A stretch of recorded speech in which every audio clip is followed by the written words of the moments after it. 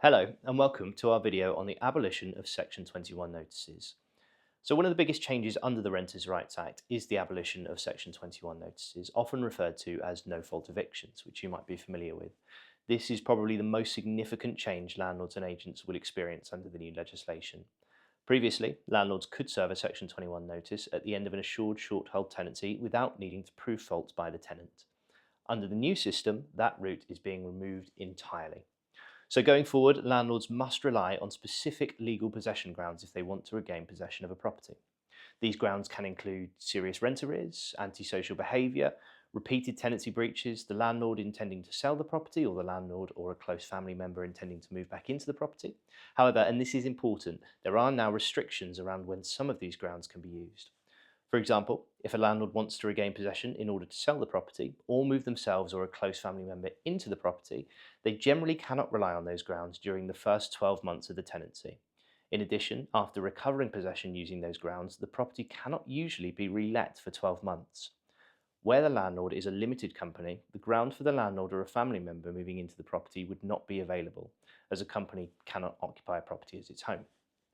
That restriction is designed to stop tenants being encouraged to move into a property only to be asked to leave shortly afterwards.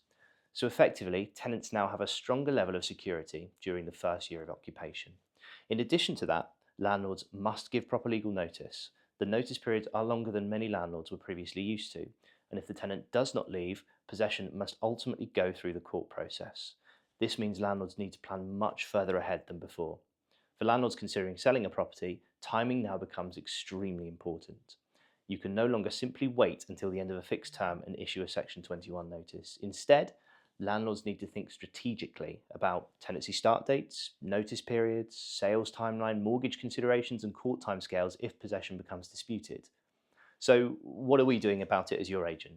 We're completely reviewing the way tenancies are managed from start to finish. That includes advising landlords on the new possession grounds, reviewing tenancy agreements and compliance procedures, helping landlords understand restricted periods and notice requirements, encouraging better long-term tenancy planning, keeping detailed written records throughout the tenancy, and ensuring communication with tenants is clear and professional from day one. Proper arrears monitoring and regular inspections, these are all going to become incredibly useful. We've also partnered with specialist solicitors to assist our landlords with Section 8 possession matters where required. Another major part of our service is Rent Protect. With the changes under the Renters' Rights Act, many landlords are understandably concerned about longer possession procedures, rent arrears, and the financial impact of disputes. Our Rent Protect and Legal Expenses service is designed to help protect landlords financially and legally throughout the tenancy. What makes this service particularly valuable is that it's not just basic rent guarantee cover. It includes support from the very beginning of the issue right through to possession and recovery where necessary. Subject to terms and eligibility, the service can include 100% rent arrears cover until vacant possession is obtained, up to £100,000 of legal and rent indemnity cover, legal expenses included as part of the service, assistance serving Section 8 notices, court representation and legal advocacy, bailiff coordination where required, support with possession proceedings, property damage, legal expenses cover, rent recovery support against tenants or ex-tenants, and in some cases, once possession has been obtained, the policy can also continue paying 90% of the rent for up to 6 weeks while the property is being relet. There's also nil excess for claims made within the first 45 days from the first missed rental payment, which provides additional reassurances for landlords. Another important part of the service is the legal support. Under the new legislation, possession cases are likely to become more document-heavy and evidence-led than ever before. That means landlords need proper paperwork, correct notices, accurate records, and fully compliant tenancy management. Our role is to make sure landlords are properly protected and professionally supported throughout that process. We also place a huge emphasis on prevention. That starts before the tenancy even begins through robust referencing, affordability checks, and compliance procedures to help reduce the likelihood of problems arising later on.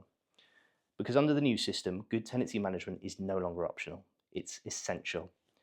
These reforms represent a major cultural shift in the private rented sector.